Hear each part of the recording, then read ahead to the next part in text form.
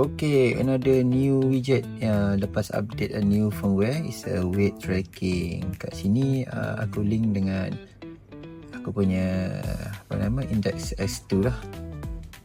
Kat sini boleh tengok lah, within 7 days and 4 weeks ada plus minus berat badan aku. Dan semalam timbang dah naik kau-kau off season kan. So boleh tengok lah plus minus. Dan kat sini daripada aku punya penimbang tu boleh ada body fat, water, muscle, bone. So semalam kan aku demam, tak apa lari sangat off season. Berat badan aku bertambah sebab aku suka makan sebelum tidur tengah malam. Nice tak nice? The weight tracking.